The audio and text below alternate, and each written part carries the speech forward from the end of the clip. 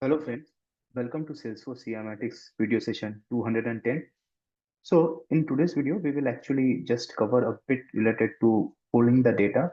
So we already covered how we can pull in the data, right? In one of the sessions, in the initial sessions where I explained you how you can pull data from a different Salesforce external log. Now I will explain you in this how you can pull in data in case there is some restricted IP ranges. Okay.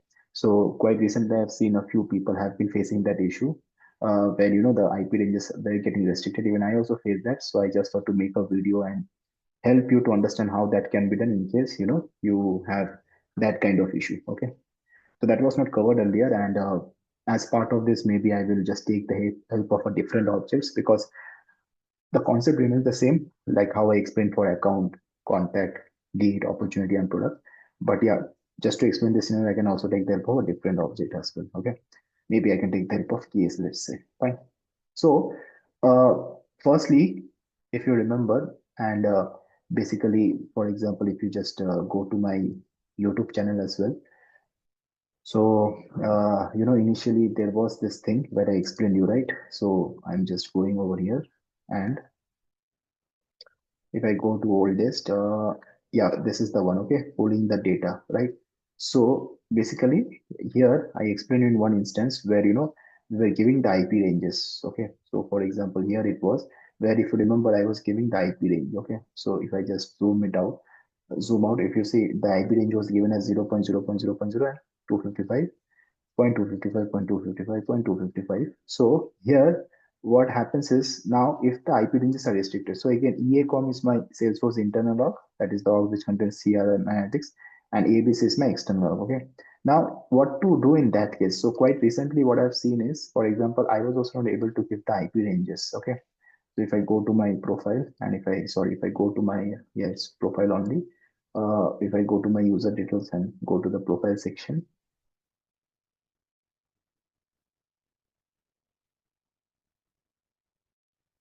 so here, if you see the login IP ranges, okay, that value which I was giving earlier. So now if I try to give it right, so what is happening is it's giving me an error. Fine.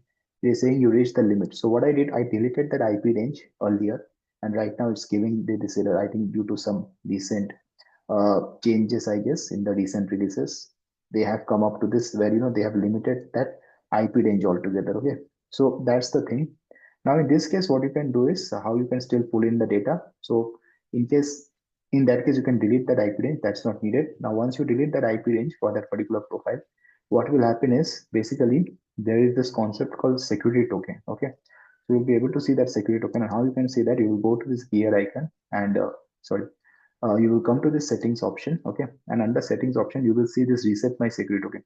One thing to remember, this reset my security token option won't appear for you if some login IP range is already existing. Okay, so if the login IP range is already existing, then definitely this won't be there for you. Fine. So you need to delete the login IP ranges so that you can see this particular option of reset my security token. Now, once you click on the reset my security token, what will happen is basically you will get this button where you will get the security token in your email address. In my case, I already got it, so I'm not clicking on that once again. Yeah, in my case, I already got this over here. So what I'm going to do is I will now teach you how that can be set up. Fine. So I will take the same org. So let me go to Analytics Studio. I will go to my data manager. We'll go to the manage data flow. We'll click on connect and we'll click on connect to data.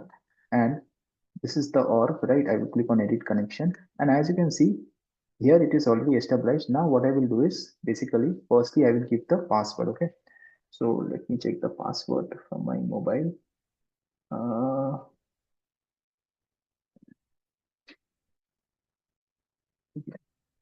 so I will give the password,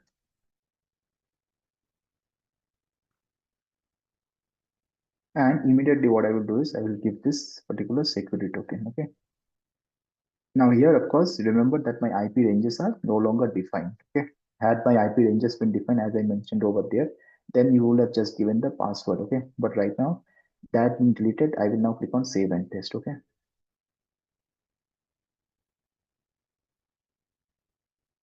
As you can see, the connection is once again successful. If you go by this method as well, so you can give the security token, and that way also you can establish the connection. Now, what I can do is maybe I can go for a different case altogether. I have all these cases, but I will go for a different case. Okay.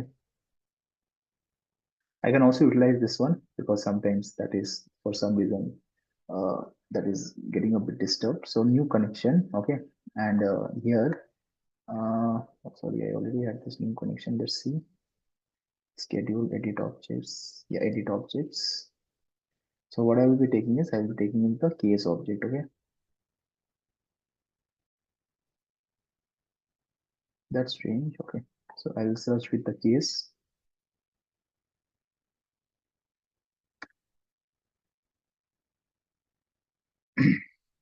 In the meanwhile, what I can do is I can also search in my data export what are the fields which can be taken into consideration. Okay, so firstly I will like select ID from case. That's fine, and then I can just take into consideration what are the things I can take. So case, maybe I don't know. I can take status.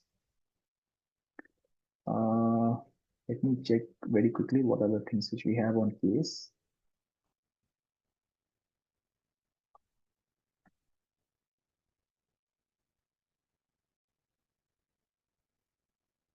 So I have something called type, case reason, and case origin. Okay, status, case origin. Okay, that's cool.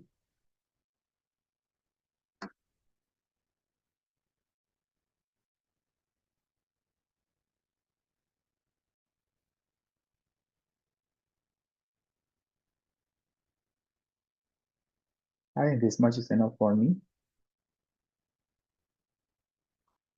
Maybe I can also give the name.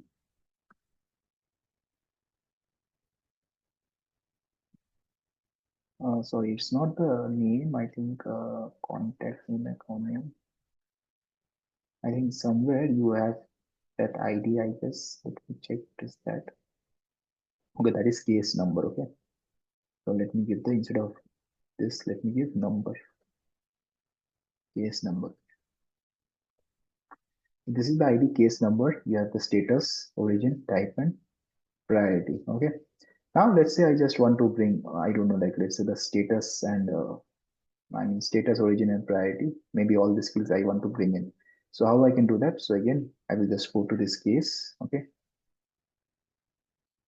Here I will select all the columns which I will be needing. So ID is there, which is fine. So it is ID, case number, status, origin, ID, case number.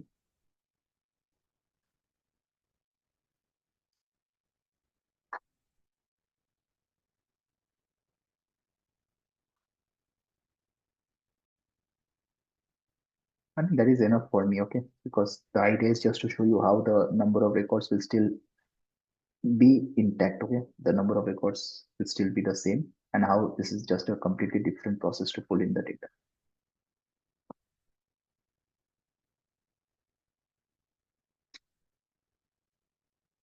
Okay, that's great. Now what I will do is, so the case should have come over here, but anyways, maybe I can refresh it once. And yeah, here I see the case. So I will now run the data sync, of course. And now, of course, we can monitor it. We can also monitor from this view. Have been always monitoring from the old view actually, but yeah, this is the new view from where also you can monitor. Now let me just check what was the recipe name. Okay, so let me just go forward a bit and let me check what was the recipe name. Uh,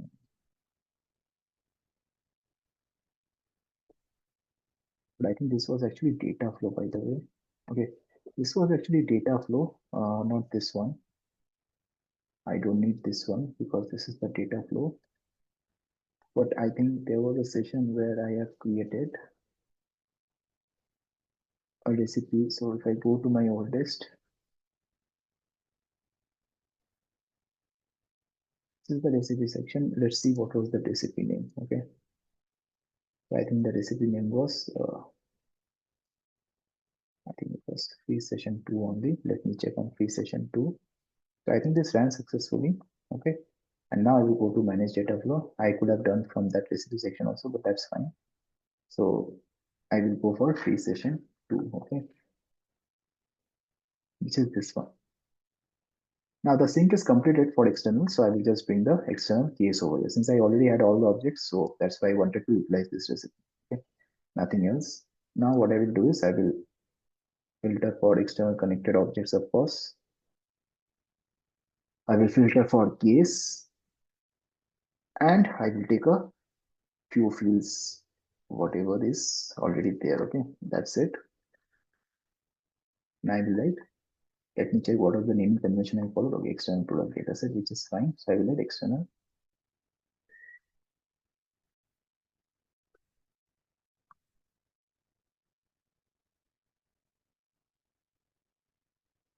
External case data set. I can put it in my recipe data set, and I can write the same thing over here also. Apply, click on apply. And yeah, this one I can just name it as external case. That is also fine.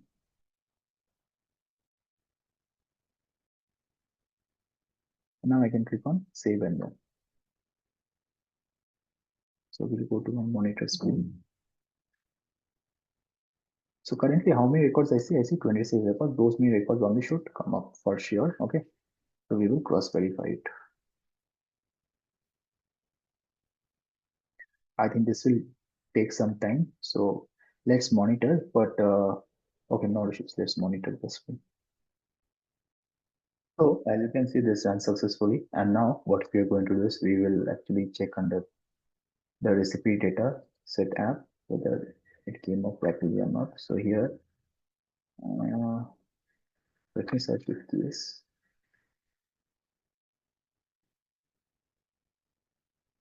That's strange. That's strange. I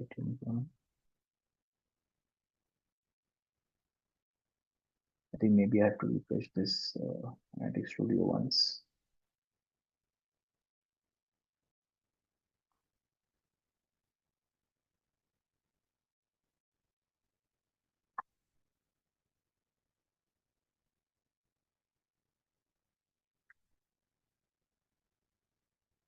Okay, let me search over here.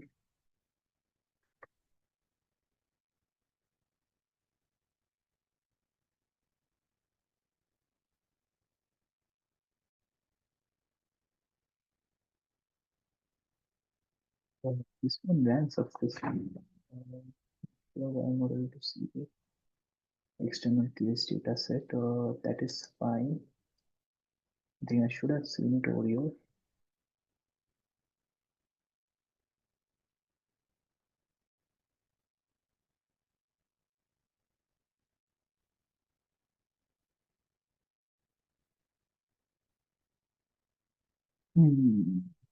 Okay, guys, let me just check what's the issue. Let me guys, for some reason, I think it was not refreshing, but here it is, the external case data set. So here, if I open this, as you can see, the counts is 26, and that is how it is exactly matching over here also. Okay, so that is all about this. The main purpose of this video is not to teach you how to bring the objects from case, because we already walked through it, but this is to teach you how we can connect if there is some restriction in the IP ranges. Okay, that's the whole purpose of this video, and yeah, that's it about it. Thank you.